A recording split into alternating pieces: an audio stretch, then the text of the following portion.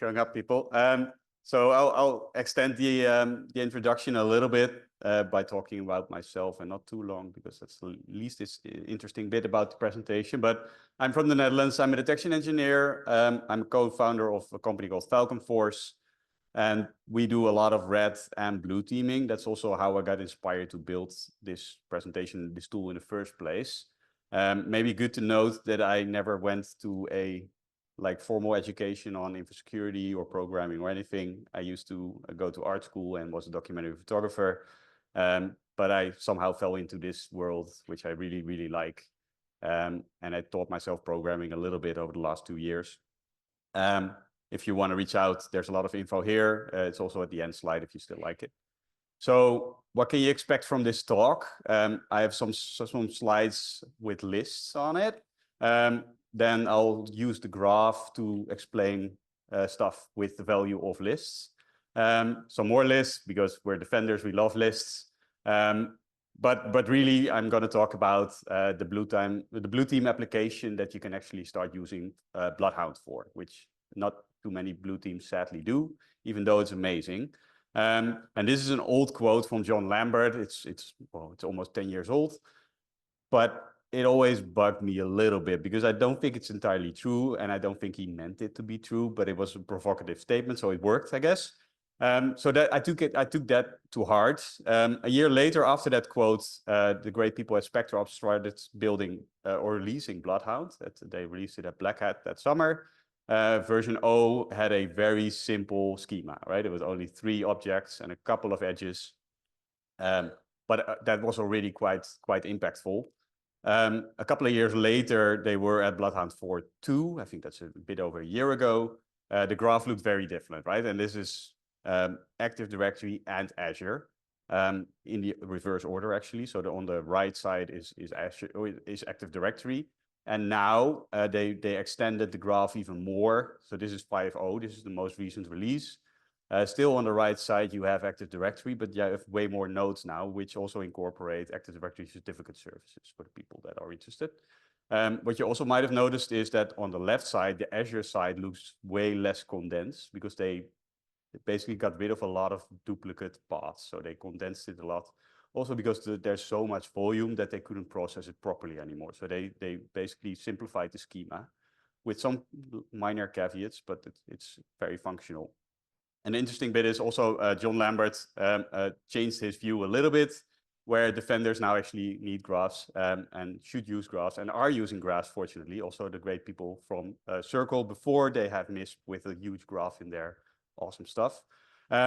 So this is a presentation from John Lambert from a couple of months ago at Blue Hat, India, where he's talked about all the applications that defenders can actually use graphs for. And this is just a very high level example, of course. And this is also where my talk is primarily about, where BloodHound has always been, up until 2 years ago when they released BloodHound Enterprise, a red team focused tool.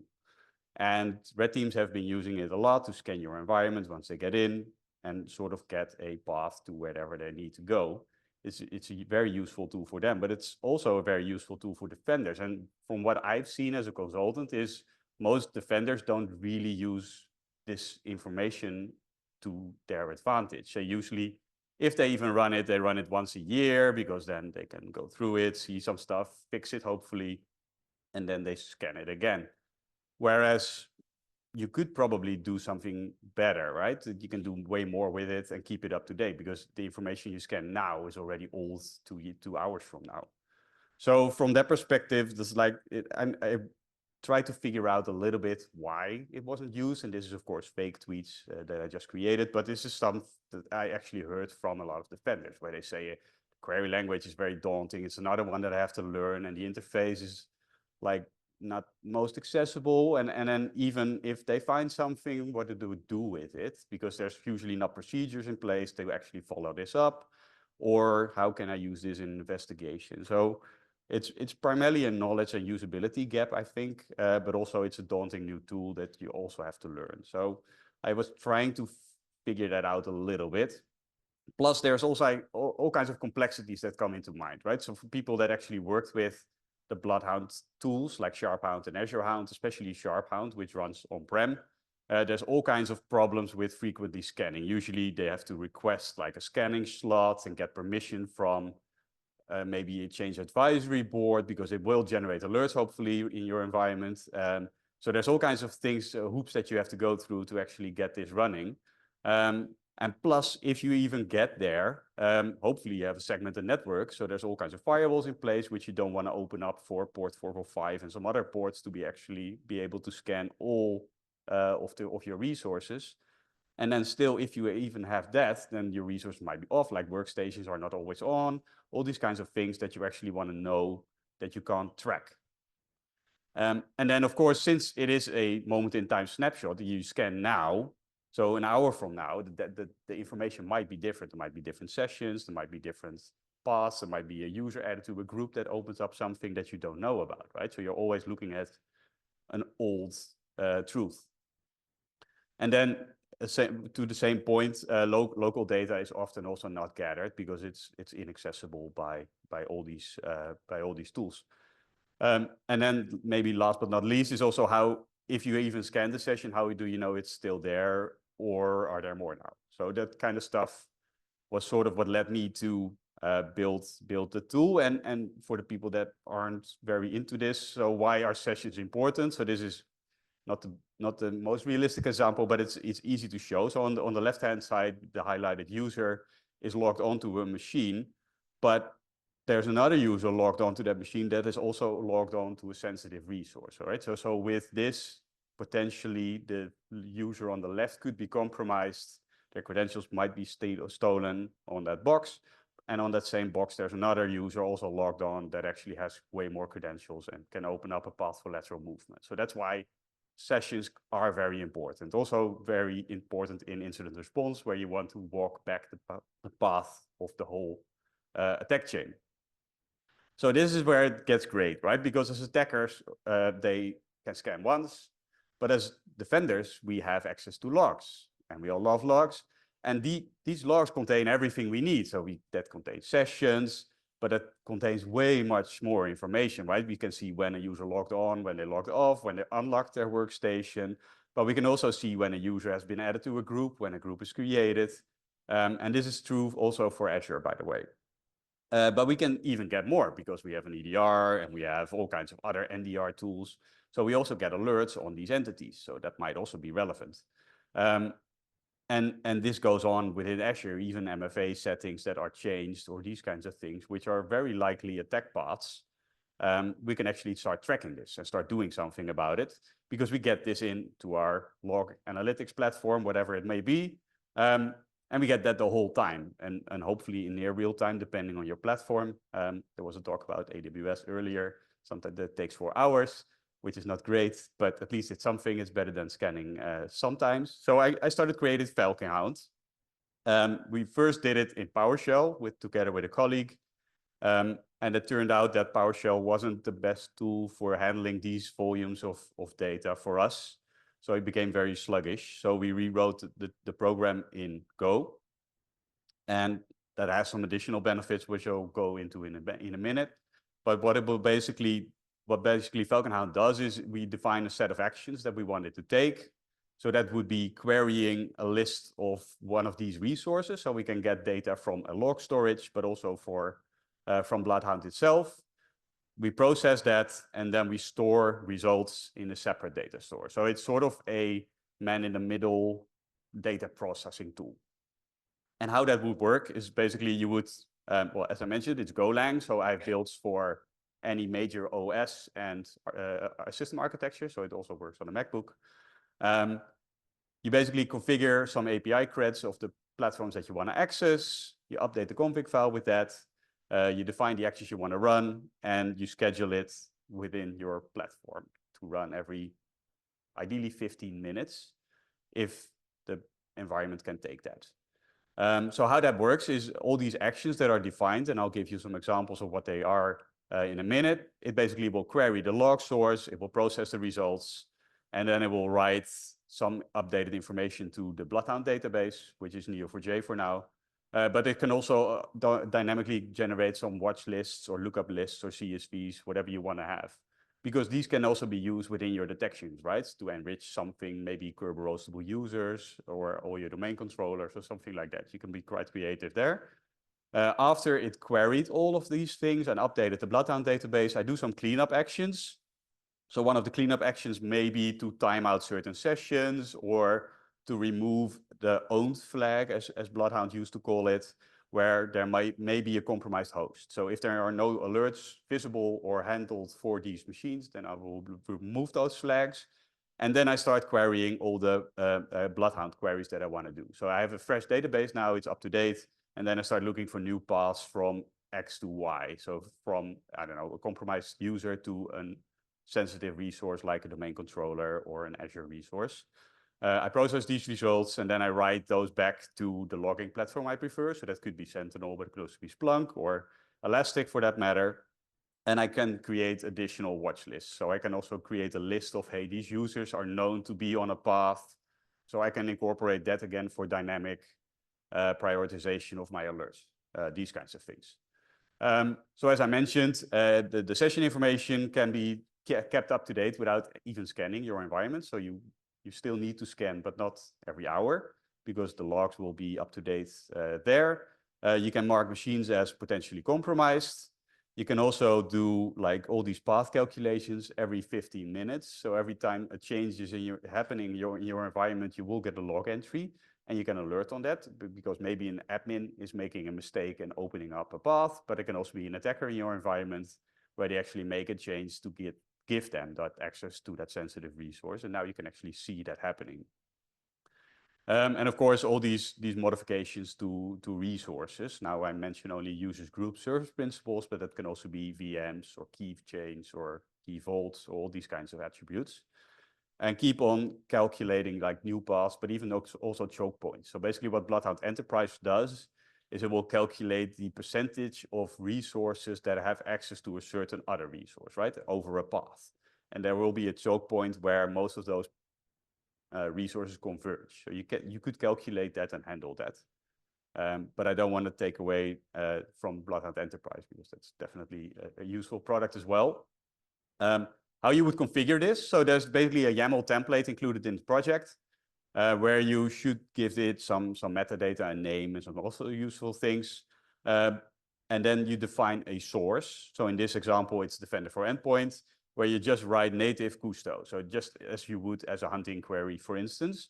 The only thing that you should try to take into account is the data that you output. So I do a project here at the end, which is basically only outputting the data that I want, so that the tool itself doesn't need to process all kinds of irrelevant information. It will be just performance. It will perform better that way.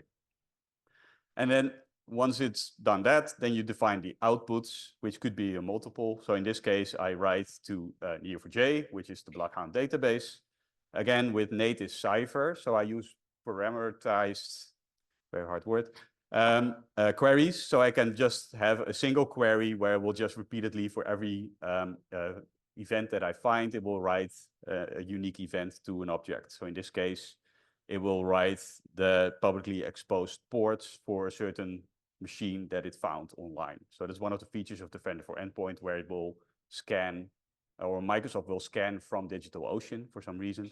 Well, the attackers do it too, right? So it's realistic. Basically, they check whether there are ports in your network open. And they deliberately don't do it from Azure, because a lot of people, maybe in the room as well, they will filter out Azure components, because they might also be scanning themselves from their own network, which is an Azure IP. And then at least it will be a realistic thing. So once they find the port open, it will be logged in Defender for Endpoint. So I can also bring that to my BloodHound info. So now I can see, hey, is there a host on the internet with, I don't know, RDP that also has a path to a sensitive resource, because I might want to get rid of that. So that's one of the things that you can definitely do with tool, but you can also generate watch lists for certain high sensitive resources that you want to keep a track of, or paths that you know about, but you can't mitigate. So you need to prioritize your alerts. Another thing is you can dynamically raise the priority of alerts now, because you have all kinds of variables that you can play with if a user is, I don't know, has an SPN and there are alerts coming out, then you want to have a higher priority on it. You can build now alerts based on new paths. So there's a new path detected or a path is being extended. So you might get alerts for those. Another thing is, which gets very interesting, is where you can now also see as hey, this user has never logged on to any of these resources and now it's actually doing that. That's weird. It's uncommon. So you can also do anomaly-based detection based on those sessions, which you technically can do on logs, but you don't usually have the leeway of going back that far, right? Usually the log retention is 3 to 9 months, if you're lucky. So you can also see basically things happening that could be an indicator for lateral movement. And later I might have another example that might be even more interesting. And the same with, there's like new paths being introduced for sensitive accounts. And running this even at a big corporation, I hope you can see this, but I at some point figured out, let's do a performance test. And I ran the query of all the sessions for the last 2 weeks in an environment with, I don't know, 200,000 endpoints. And I created over, I don't know, almost 340,000 new sessions and wrote that into the Neo4j database. And that took about 4 minutes, which is super unrealistic because you shouldn't do this. But I just wanted to see how well it would perform. And I mean, you can see the memory usage, which is significant, but that's primarily Neo4j, which is a Java-based application, which is also the bottleneck for this, because most people will be using, if you use BloodHound, you will be using the Neo4j Community Edition.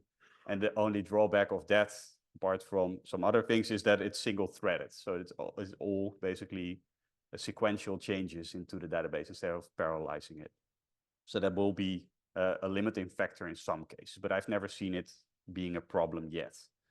Oh, that's actually a zoomed version. So it's definitely doable for large organizations. And basically what I do, a lot of the things is I do a query. In this case, you can see that in the highlighted bits, I get out the fields I need and I write that into the Neo4j database. So in this case, I created a new session for a user on a certain machine. So I don't need a lot of information to actually update a lot of those properties.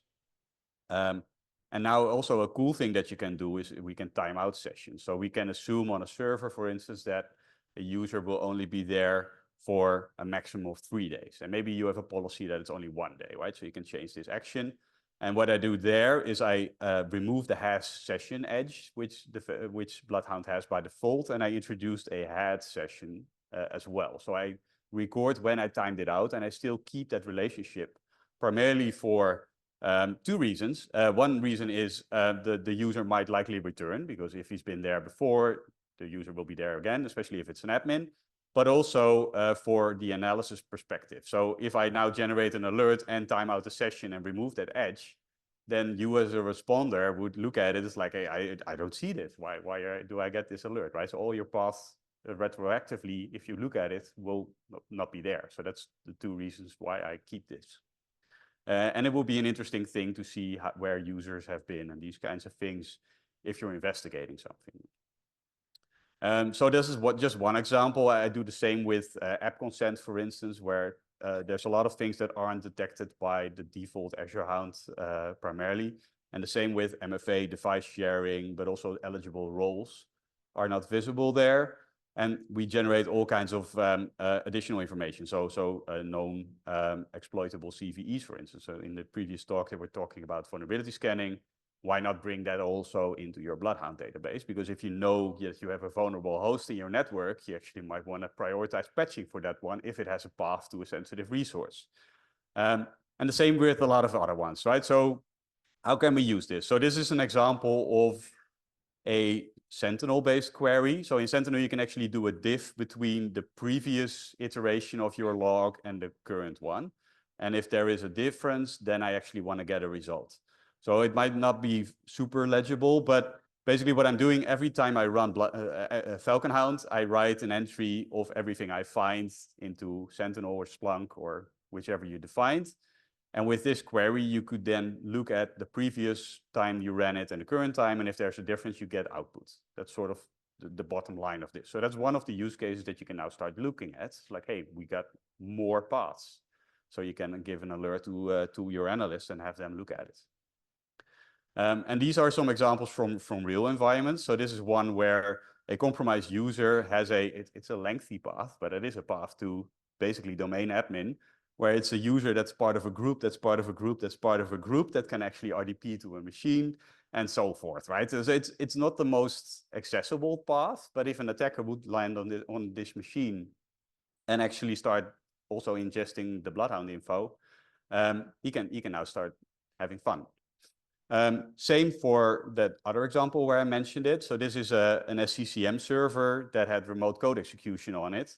And this path is way shorter, right? It's only a couple of hops from a potentially compromised SCCM server that had an exploit on it from 2020 in 2024. So patch management, this is actually a use case where this client started using this interface for patch management. Now this is, okay, we have a valid reason why this needs to be patched or isolated.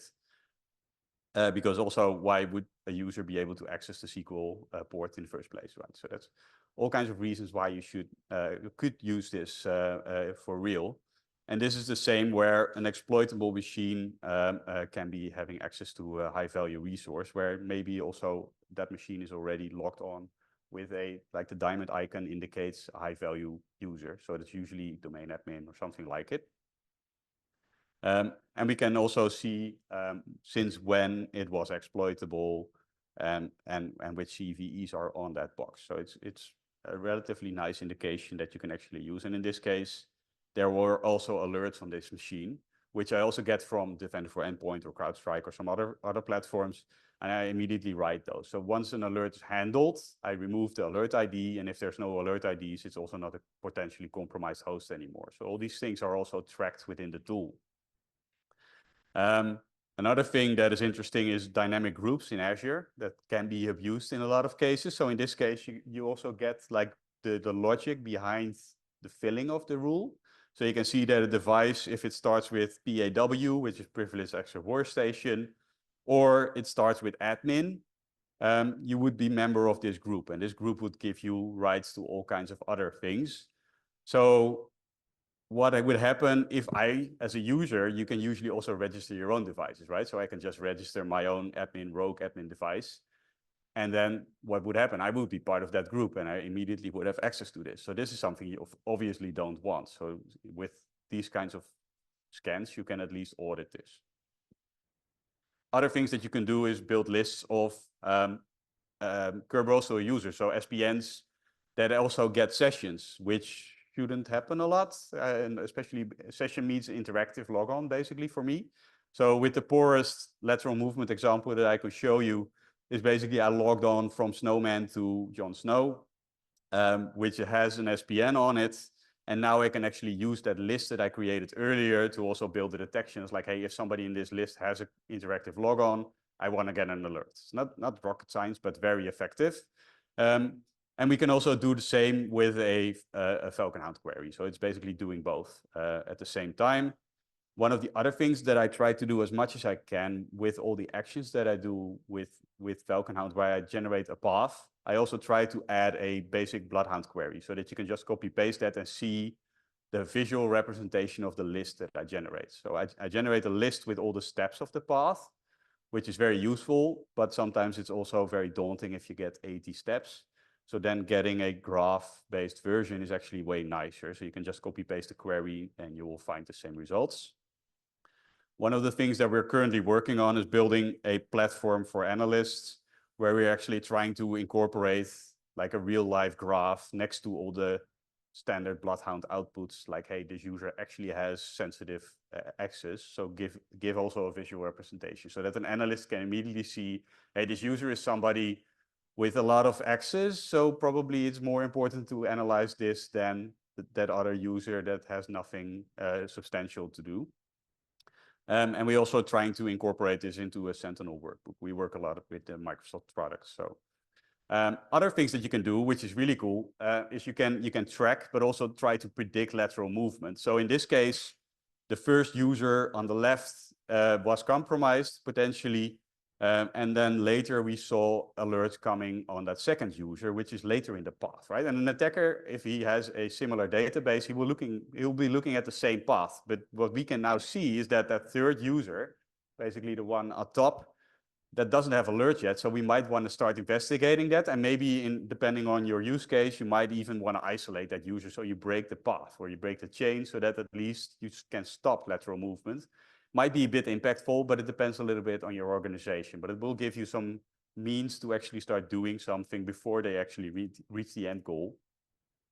So that's something that we're still experimenting with, the automation bit, because it's a bit scary.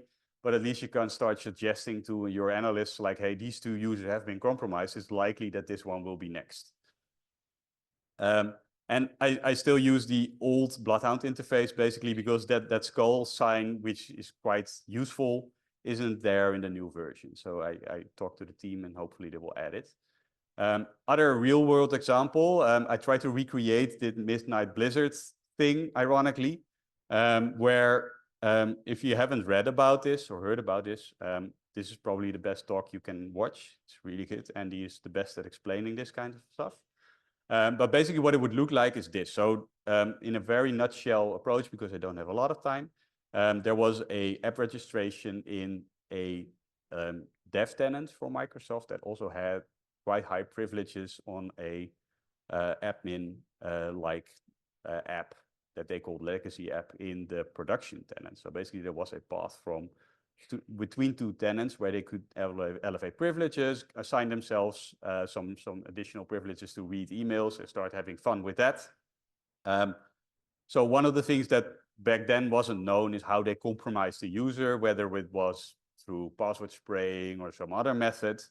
But what we commonly see is when a user gets compromised, they start adding a second MFA factor, right? It's very easy on the Microsoft portal. You can just add an additional phone number or an additional email address. And of course, it is logged, but nobody knows if it's real or not. So at some point, I started also using this within the tool to just ingest everything from the portal once and then start using the logs to update this. And this is an example version where there are now MFA sharing options where phone numbers are shared between users and email addresses are shared between users, which is not very common. It shouldn't be, at least, right? It's MFA for a reason. Sometimes you see it between an admin user and his normal user where they use the same secondary MFA factor, which is okay. But in some cases, in this case, this was a real environment again, so that's why it's so tiny, because I don't want you to read all the specifics. But what I saw there was, especially these two huge blobs, where the user admin team basically started assigning a fake phone number to all these users because they had a policy where even if a new user was created, they wanted to have MFA in the first place. And for some reason, it looked a little bit like a Ninja Turtle for me. But the fun thing was that at some point I started hunting in this environment and I found this user who was a finance executive who was sharing his phone number with quite a lot of people. And this turned out to actually be a potential fraud case. So they started looking into it and fortunately got stopped in the middle of it. And I have to speed up a little bit because last week, this same customer was contacted by Microsoft. So like, hey, remember that Midnight Blizzard thingy?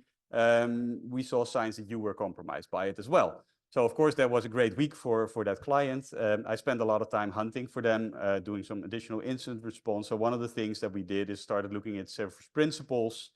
And we found a couple that had like real weird originating tenants with quite relative sensitive privileges. So in the end, it turned out to be mostly benign, but this is also something where you can start using like a graph database to look at all your resources because logs from 8 months ago are usually gone. But this is still there. So you can at least see all the things that were there and what kind of access they had. And there were a couple where they actually had like read-write permissions on app registrations that shouldn't be there. So there was a nice cleanup action.